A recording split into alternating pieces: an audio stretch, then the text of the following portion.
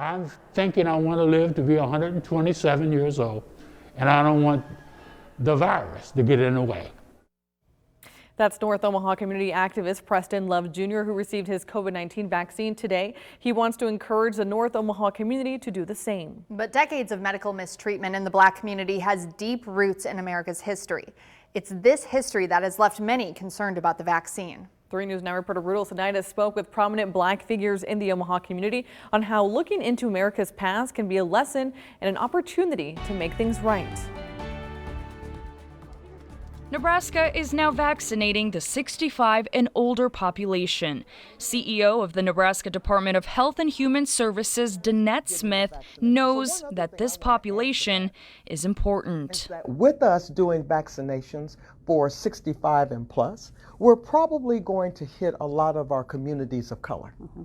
And we want to make sure that they are getting the vaccination. Yet in the state, only around 1,000 Black individuals have been vaccinated with both doses, compared to around 50,000 white individuals.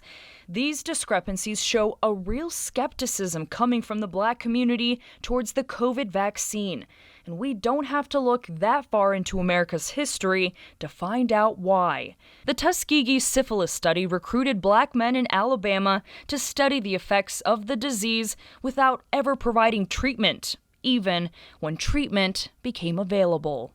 In the middle of the study, there was the advent of penicillin and other drugs which showed effectiveness at actually, curing the condition, and they were going to be denied those as well because the pretense of the study was that you're going to go ahead and allow it to progress. Men went blind, insane, and even died. The experimentation began in the 1930s and was expected to last a few months. The experiment only ended in 1972. That's not way back when in ancient times. It's recent. President Clinton condemned the study and apologized in 1997.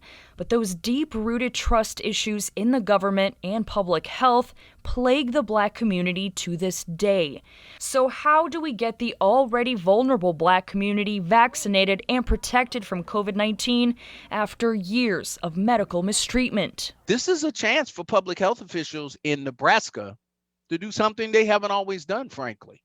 And that is to start meeting African Americans, Latino, Native Americans on the ground, asking them about their needs, discussing their feelings and their ideas and whatever. And unfortunately, we either do none of that quite often, or we do just enough to kind of get by. The state health department says they are hosting virtual town hall meetings in February with different Black organizations and leaders to educate the community and to build trust. A trust not easily earned. I think having prominent people, important people speak to the importance of it and get the vaccine themselves.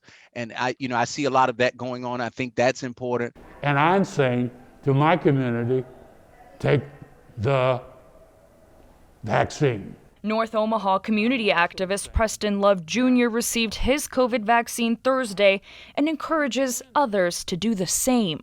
I'm not taking this vaccine for a show. I'm taking this for my life and the life of my family and others who may come in contact with me. And while history cannot be changed, the future can be.